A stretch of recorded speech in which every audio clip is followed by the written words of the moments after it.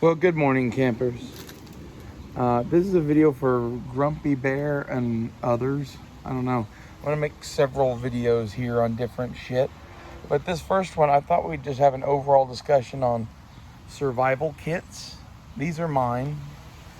They are mostly complete now. Like the web gear, I'm putting finishing touches on. Maybe we could talk about some of that eventually in the next video. It's kind of still a work in progress, but like a lot of the big shit's been squared away and fixed. And like these are now utility pouches. Like this one is water filtration, and this one is kind of like gloves and a shamag. So basically that's shit that could easily be relocated somewhere else if you needed to use these for utility whatever. Like these are just cheap big ass utility pouches, right? These are cheap small ass utility pouches. But this belt rig, this is my largest man portable survival kit. Okay? It is tools and equipment to live off the land and build shelter and do anything you might need it to do. It's kind of like the aviators, pilots, they wear a survival vest. This is my version of that using infantry kit because it's cheap, it's readily available. I'm not going to wear this in a plane. It could sit next to me in the seat of a car, that sort of a thing. And if I, for some reason, leave this at home, the car has its own kit that is this.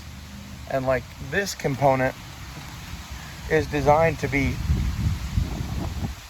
blown away by the wind, apparently. It's designed to be interchangeable with this canteen. So this is a full-size canteen from the Pathfinder shop. I like having this in the car kit and the Scout canteen on my belt because it makes everything lighter. And we're carrying a pack. So we have a hydration bladder in that. And then I have a Nalgene canteen. This is my little EDC one, but I have a much bigger one that has a straw that you can drink out of it. It's called Hard Side Hydration. That goes on the outside of that pack too. Maybe I should have brought that out here. It needs to be camoed and it's not quite ready to show on camera. I'll make a video on it after this and you'll get why we do that for water. Basically, that's the way I think water should be done in the modern times. Okay, these are emergency boiling vessels and cook kits, and they also carry water. So it makes a lot of sense to have that big one in the car kit. And if we did want to do like some survival thing where we're going to just live out of our belt kit, I would sub that out because there's no way I would go into the woods planning to live out of a Scout canteen. So, I have a pot and pan that go in the bag too. There's a full cook kit and water kit and shit that, like, I don't know, that bag may eventually be a separate video, but it's so further away down the fucking road. Like, my plan for that is basically, I know the kind of shit I need. I'd run through my house and pack a bag full of it. And, this is kind of end of the world kit and or camping kit. So that's kind of how it gets used all the time, right? And these are my, what are they called? Sustainment pouches I bought. I love these things. These are my haversacks now. I had this extra sling laying around. Used it on that one. I had this rope belt that I'd been using on my revolver and shit. Now I have a shoulder. I wasn't going to talk about guns. We'll leave that in. It doesn't matter. But I've been using it elsewhere. And, now it is the strap for this bag. And the one that's all full is my wood carving kit. We're going to do an update video on that in a minute. But just know that this is a thing that could be added on to any kit. It's kind of designed to be, hey, we're going to be doing this kind of shit kit to add on to our EDC, right? And this is kind of like our EDC survival kit. I'm carrying this in my hand. I have a knife in my pocket. This is in my purse probably, and so is this. And there's extra batteries that are AA's in my purse. And this is a LED mag light with a clicky tail fuck man, I can't talk. Clicky tail cap added. It's all pretty cheap. I like these lights, and I like this because I can turn it all the way off. It's a US made light. It's LED. I like them. That's what I use. Got the same thing over there, but that is an older Maglite that I put an LED upgrade bulb in. And it has rechargeable C cells in it now too. So that's kind of its own thing. All of this is designed to be run off of Anker power packs that I keep in my purse, and or a solar generator that I have to replenish the power of the Anker batteries. So, you know, if we have access to the solar generator, we got unlimited power. If we don't have access to the solar generator, we can charge our batteries whenever we can charge them, and we have light as long as we have it. And then we're down to fire. As far as lanterns and stuff, I have LED bulbs that go on my power pack batteries. That's what I've kind of settled on to. They're made by some company. I'll make a video on lighting separately later, and we'll talk about them there. But that's kind of my go-to for lanterns. And all of that is kind of a part of survival kits in my mind, as is, you know, cutting tools and shovels and axes and saws. All the saws here kind of internal at the moment. You know, there's several saws in this kit. There's a saw in this. There's a couple of saws in that kit right now. Got an old Fiskars Gerber thing that was my first bushcraft saw that I found the other day, so I threw it in the car kit too. It'll make for an interesting prop for videos. Oh.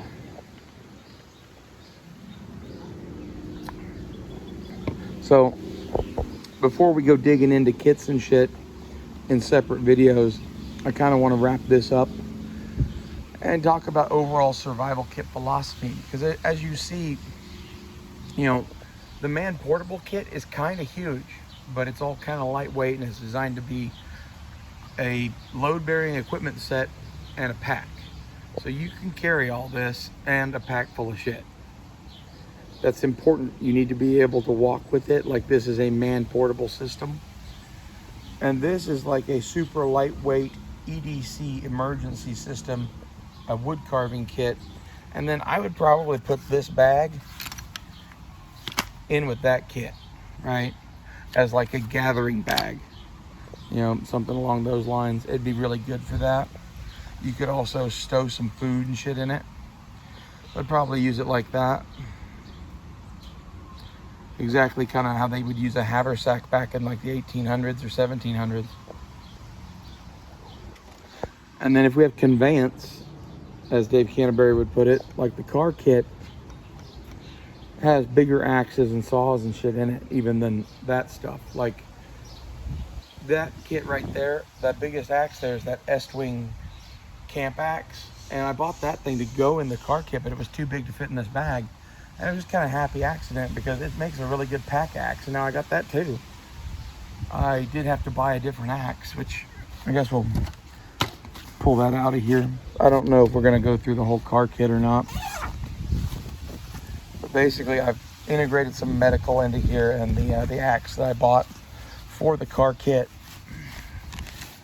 is this little Fiskars camp axe, 24-inch. It's got a scar on the head because I went and cut down a tree with it just to make sure it was kind of what I wanted for the kit. And it's about perfect. I owned one of these years ago that got stolen. I just went and rebought it because the Estwing was, honestly, it's not as good at splitting as this would be. That's kind of my critique of the Estwing, is for chopping down trees and whatever, this is great. And when I have the saw and the kukri or some sort of hatchet with this is a cool axe, and it's super lightweight and it's indestructible. I dig all of that, and it now matches the vibe of everything because I subdued it. That's kind of one of the things that these videos are going to be about too. Like, there's several things here that I'm kind of doing updates on all at once, because I'm trying not to make 80-hour-long videos a day. But like, I'm also working on my kits and whatever, and we're building up to walkthroughs of all of this shit when I'm ready to do that. And I don't know, a couple of these are pretty much ready. And I might at least film an initial first stab at that kind of a video with it now. I imagine this is a thing where I will do walkthroughs of this kit over and over and over again as I perfect it. So I hope you like survival kit perfection, because I obsess over that shit, and I get tips and tricks from watching other people's videos. And I don't know, this is the kind of stuff I'd like to make videos on, is kind of this military surplus kit and how to build your end of the world survival kit, at least the man portable version, into a thing like this. Kind of the pack that goes with it and its associated tools. Haversacks for various uses. EDC survival kit, which, you know, you see all these knives, like, I kind of just pick a knife at random to put in my pocket, and then I have all this in my purse. It all just kind of lives in the can here. And these are like pocket tools, a real EDC knife, a cheapie, and then my really nice like wood carving pocket knife. This is like a $250 knife. It's a GEC. I really like this thing. I carry it in my pocket a lot. So, and same goes for that and that and that. Like, it's not always this that's in my pocket. It could be any of those. So when they're not in my pocket, they live in this kit because of how important they are. Because like this has a saw and shit on it. This has pliers. And I like having two different tools with all that shit, because I like some of the Victorinox tools better than the Leatherman tools.